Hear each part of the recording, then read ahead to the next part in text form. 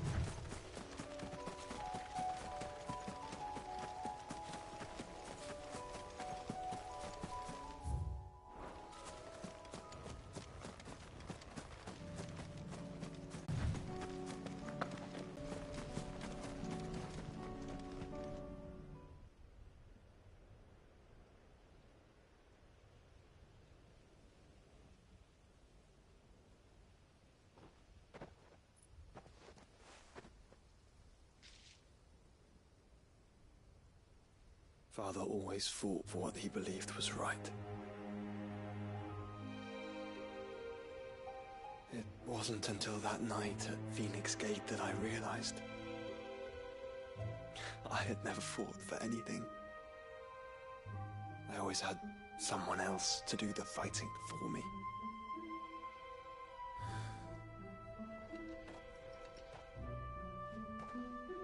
No matter how fate conspired against him, he never lost heart, never looked back, never stopped fighting. To me, he was the greatest of men. And I've been trying to live up to his ideals ever since.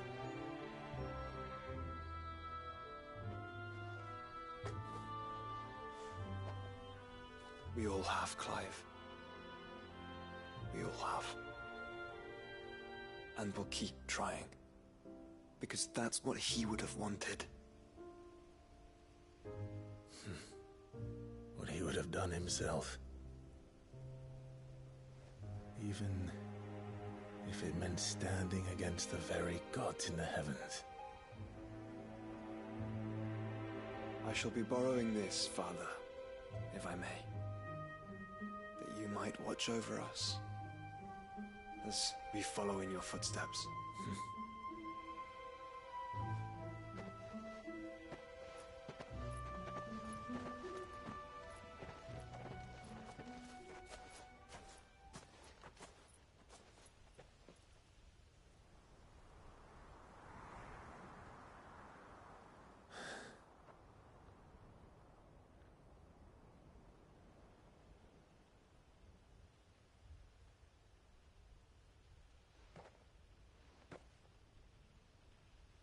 We won't lay you down.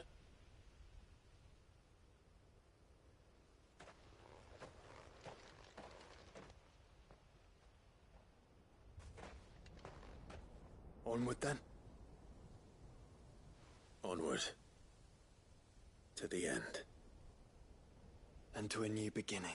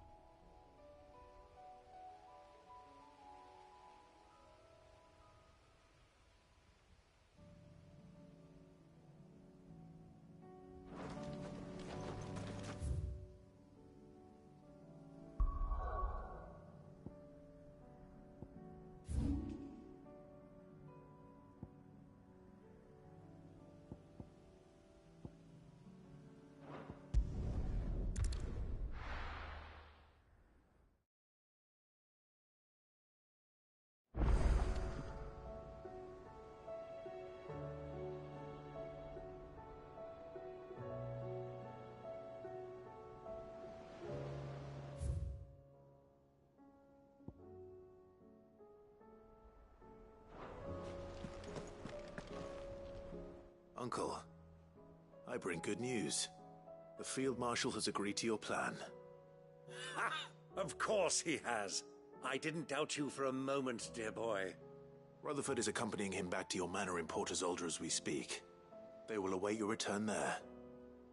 As will one other. One other? Who, exactly? Lord Havel was concerned that even if he could get the realm's armies to agree to an accord, he might not be as successful in convincing those with political power. He asked if I might have a solution, and I suggested a certain Imperial Lord Magistrate turned Liberator. One of your co-conspirators? Master Quinton would probably call me one of his, but yes. Another outlaw, then. Just the thing we need to put these rotten politicos in their places. Good thinking, Clive. I'm glad you approve. The more the merrier, eh? Uncle, assuming Havel and Quinton can solve our problem with the armies, you still haven't mentioned how we might manage the grain shortages. Oh, don't you worry, my boy. The 7 high houses will be seeing to that. They have all agreed to make the most generous of donations. Oh, of course, it did take a little persuasion, but luckily I had some unexpected help. From who? Why, you, my boy. Rumor has it that you rescued the Lady Ariane's head steward Rockford from a horde of bloodthirsty bandits. It was more of a handful. Well, the old battle axe was so pleased. She had a shipload of talents delivered to my private docks by the next new moon. And when the other houses saw the parsimonious old crone's purse strings finally loosen, they as good as tripped over themselves in the rush to follow suit. I'm happy to hear it. Now, I must be getting back to the manor. Join us there at your earliest convenience, would you? Of course, Uncle.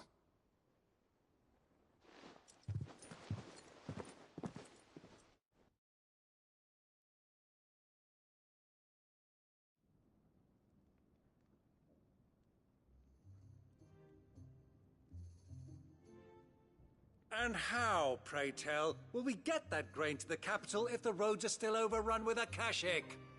You'll find another bloody road. I only have so many men, and I'm not about to send them headlong into an ether flood. That is, unless you'd have them turn as well.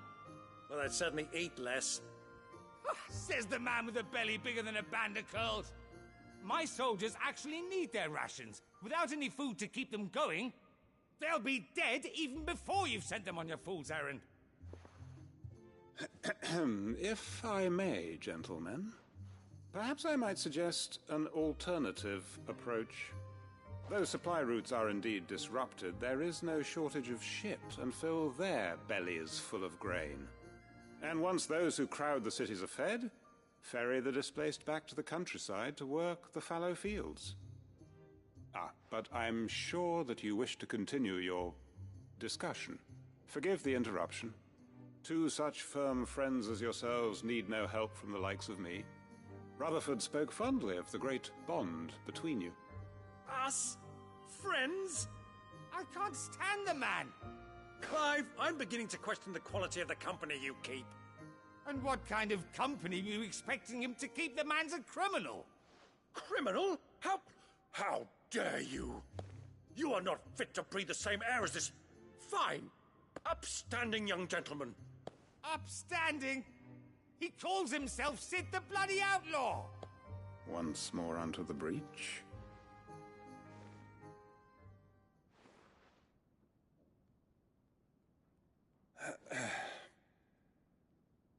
Shall we begin again? What we seek here is not to create a new nation, nor to claim the thrones of those that already exist. We wish simply to bring stability to the realm that mankind might weather the current storm. And to do that, we must convince those in power, the generals, the statesmen, the nobles, that our cause is just. There will be disagreements, yes. And I imagine some resistance, much resistance. But we cannot let that deter us. If we show them the path, show them that we walk it ourselves, then I am confident they will follow. The fate of the world lies in my nephew's hands. but the well-being of her people lies in ours. And we must not squander the chance that Clive has given us. Uncle Byron, Now, with that settled, let's move on to the signing of the Accord. For what great moment in history hasn't been accompanied by a little ceremony?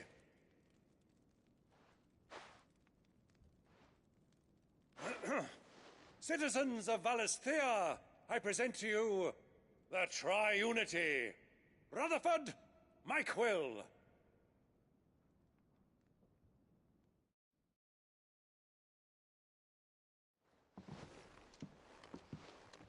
Well, my boy, the stage is set. that it is. You're born for. Now I ask only that you trust in the talents of your supporting cast. We shall play our parts to the best of our abilities, that you might have the opportunity to shine. The realm needs its Sir Crandall. And there is no better Crandall than you, Clive. I want you to keep this signed accord as proof of our faith in you. I will. Thank you, Uncle.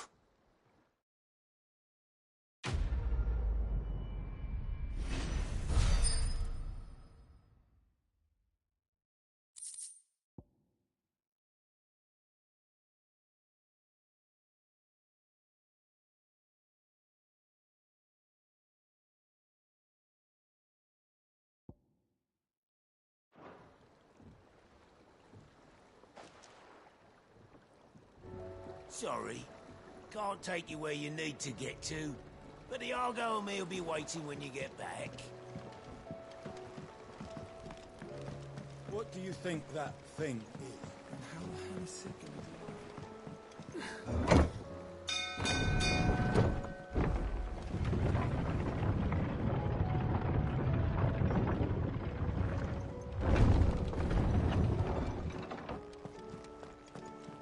Do you think they'll come back? Of course they will. It's just a big crystal. How hard could it be?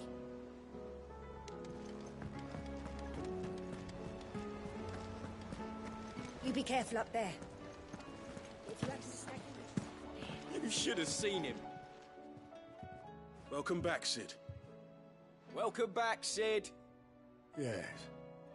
Welcome back. Trip wasn't too much of a pain in the arse, I hope. Truth be told, it was me who suggested roping you in to help with the trial. But from what I hear, things didn't go quite as planned. No, they most certainly did not.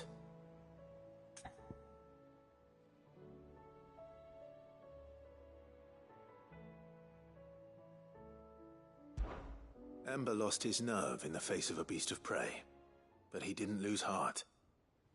He pressed on, and he achieved his aim. And is that not what we ask of our scouts? Indeed it is. Thank you for your honest appraisal, Sid. The fact remains, however, that Ember will not always have a battle-hardened warrior on hand to pluck him from the jaws of peril. All I have gleaned from this trial is that without someone watching his back, Ember is little more than a liability. Wait, Sergeant. Ember still has much to learn, it's true. And this time he was found wanting. But I'd say he's due a second chance, nonetheless. After all, he did do as you asked. With a bit of hard work, any hand can be made to hold a blade, and any mind can conquer its fears. But a scout's nose is different. You've either got one, or you ain't. And by sniffing out that log, young Ember here has shown he has a conk and a half. Wouldn't do to waste it now, would it? Fine. One more chance. I'll do whatever you ask. I'll spend my days and nights in the pit if I have to. I'll show you. Just you wait. Daft as a brush, that one. But his heart's in the right place. Just like someone else we know. And if you ask me, we've been leaning on him for far too long. That time the Cursebreakers took some of the weight off his shoulders, I reckon. It couldn't hurt. Just don't tell Gav I said so, will you? I won't have him thinking he's been hard done by. Next thing you know, he'll be asking for a day off. Chance would be a fine thing. Back to work. Forgive me, Cid. This did not play out as I expected. Things rarely do these days. But that's why we need men like Ember more than ever. Men who can make the best out of a bad situation. Remember that. I will, Cid. Thank you.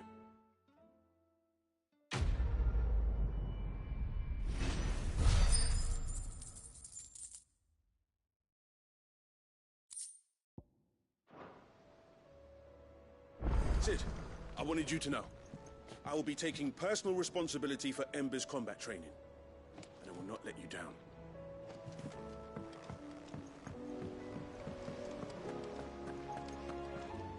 If you've got something to ask, ask.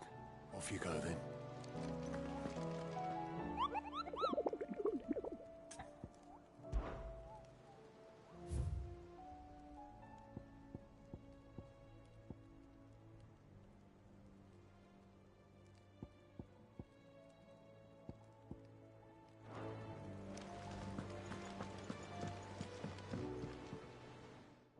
Vivian. I found it. The book you lost.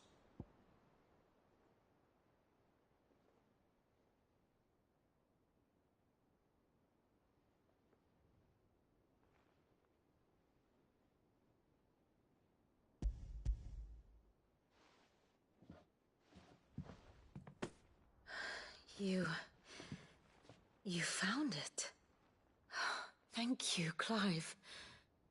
Even though I asked this of you, I was not entirely sure it would be possible. I feared the executors had seized every copy. I met with one of these executors, and I convinced him to let me keep it. He told me something. That the truth is just a matter of collective belief. And that if enough people believe a lie, that lie becomes the truth. It does. But it also means that the truth is not immutable. That it can be changed. Provided that those who wish to change it can convince enough people that their perspective is the correct one. As the sad history of the Bearers proves. You said that the book inspired you to become a scholar. It did. Or its author, rather. She was a heretic, you see. A firebrand and a dissenter. A gallows stood ready for her in every corner of the realm. And by shunning society, or perhaps being shunned by it, she stumbled upon a truth so potent that an entire realm trembled at the prospect of its utterance. I, too, have always felt somehow set apart from the world of men. A stranger to my own species. She taught me that my solitude was not a curse, but a gift. And that, though my journey to the truth might be a lonely one, what I found at my destination would be more than worth the cost. Do you still feel that way? That you're not one of us? Honestly, I'm not entirely sure anymore. Since coming to the Hideaway, I find my thinking somewhat clouded. Perhaps the result of studying mankind from a rather closer perspective than I had intended. But the more I study, the more I find value in this perspective. In looking not from the outside, but from within. So if you'll permit me, I'd like to continue my work here. Remember, Clive, when enough people believe, belief begets truth. Give the men and women of this benighted world the gift of truth. Make them believe in you, as I do. I'll try, Vivian. I'll try.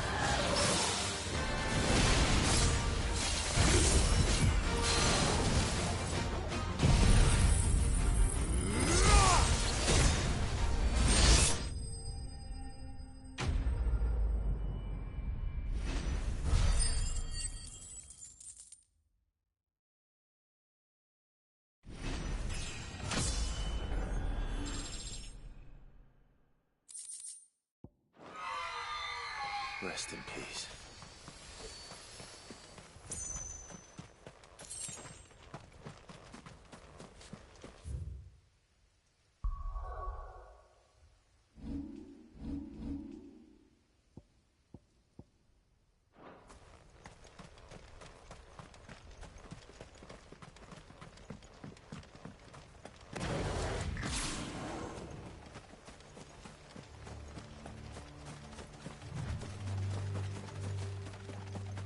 Caution, brother.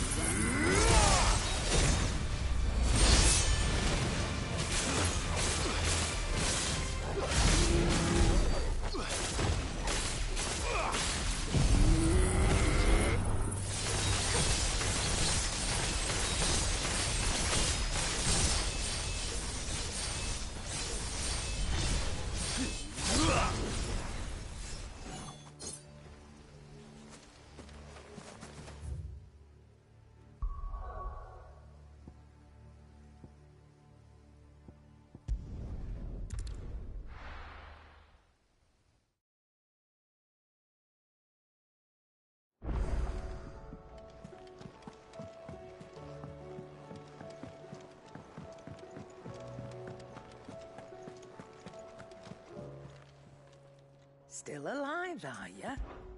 If you're gonna buy something, be quick about it. You'll not find a better price than that. Come again. Or don't. I'm not much bothered either way.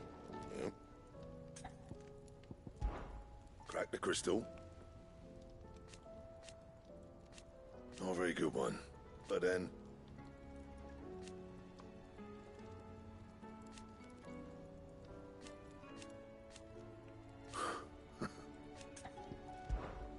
What do you want?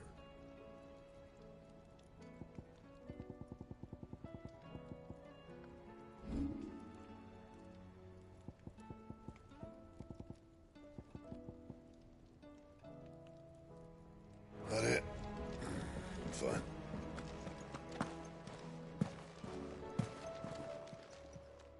Aye, it's a dangerous world out there.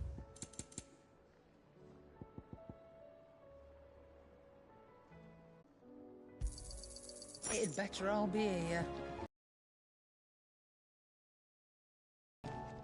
Trouble with your gear, or Sancfordian, do you?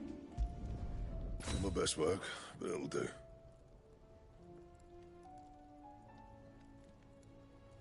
That it?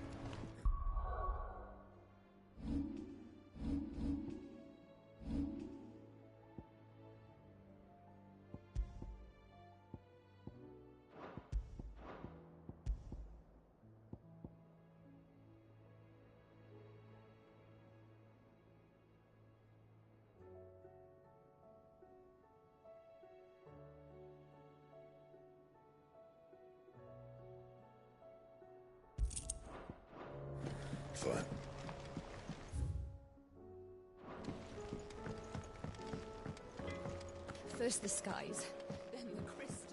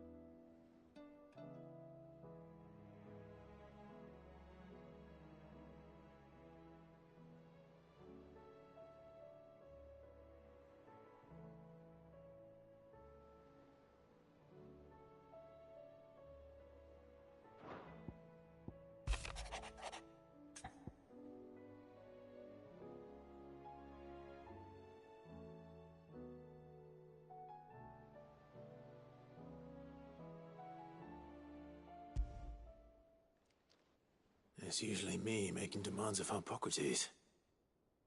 I wonder what this is about.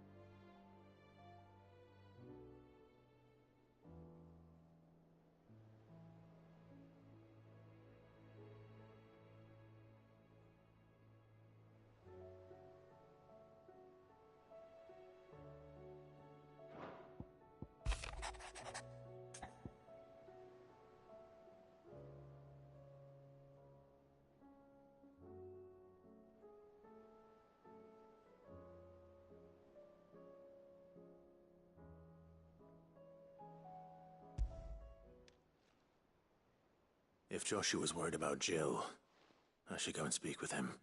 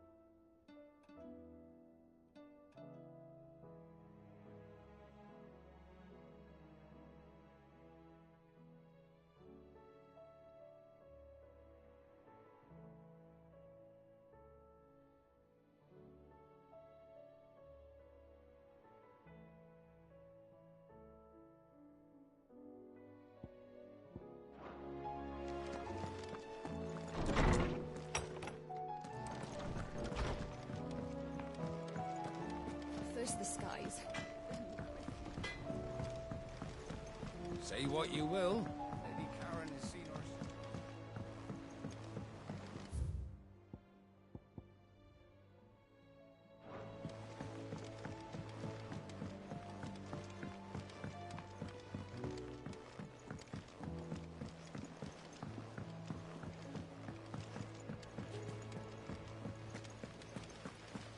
Miss Shirley says we're not allowed in the dungeon.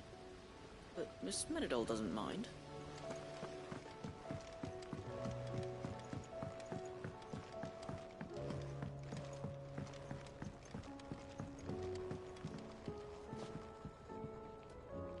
Mid, tell me this is all you need.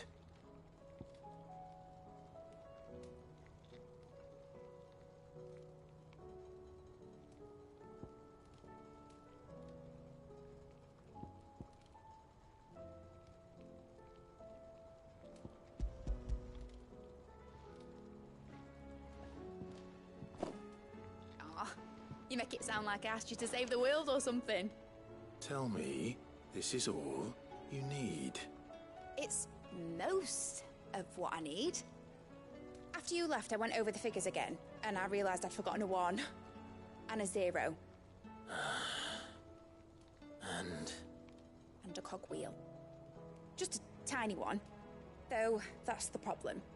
Gears that small are a bastard to make, and I may have lost the one Blackthorn spent a fortnight toiling over. wait. The children. When they took apart your scales, there was a tiny brass gear. Now that I think about it, they didn't use it when we put the scales back together. The young'uns? But why would the... You know what? I don't want to know. I'll keep working on the model. You go and find that cog. Don't look at me like that, Clive. I already apologised to Blackthorn. Miserable old bugger. Besides, you can't expect me to keep track of every nut and nail floating about this place. It's a mess.